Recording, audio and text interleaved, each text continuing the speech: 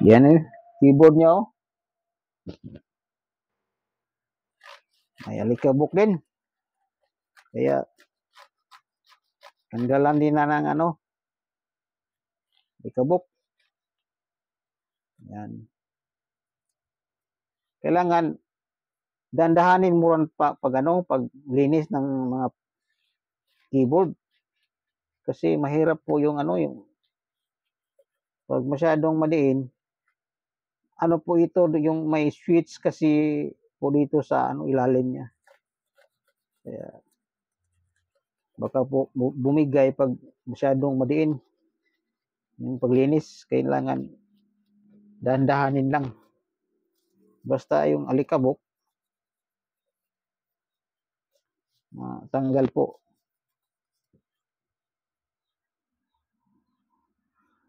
Yan. Mayroon pong iba, ginagamitan po nila ng ano, vacuum.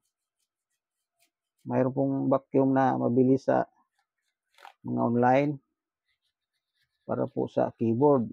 Pero ito po yung ginagawa ko, manual po ito. Para makita nyo kung paano po maglinis ng ano, keyboard na manual. Kailangan tiyaga lang po maglinis. Yan o. Medyo malinis na po siya. Marami pong alikabok.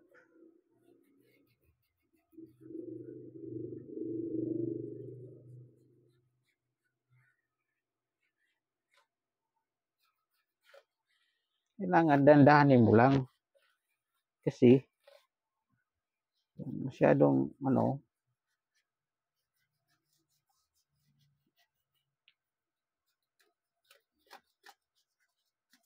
ano, tangga.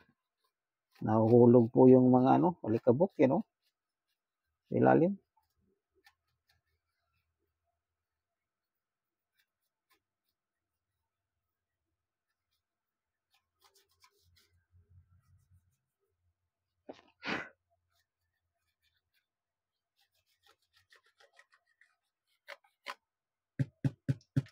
Marami pong alikabok.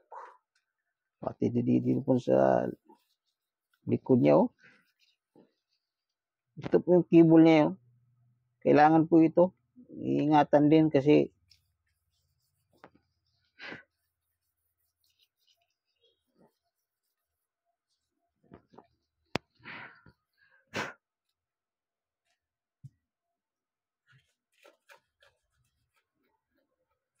ano, baliktarin na naman natin para matanggal naman po yung ano, yung iba.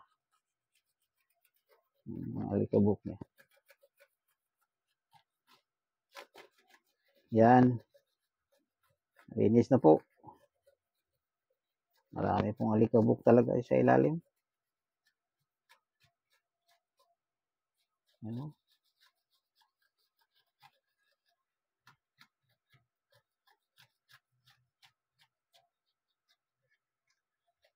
Depende po sa technician kung tiyaga talaga siya maglinis ng mga ganito.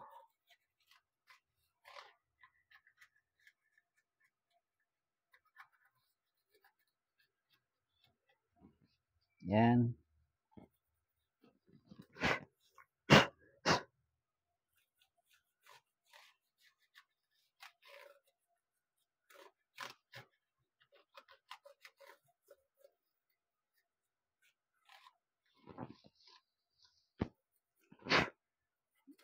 Medyo malinis na po. Wala na pong alikabok.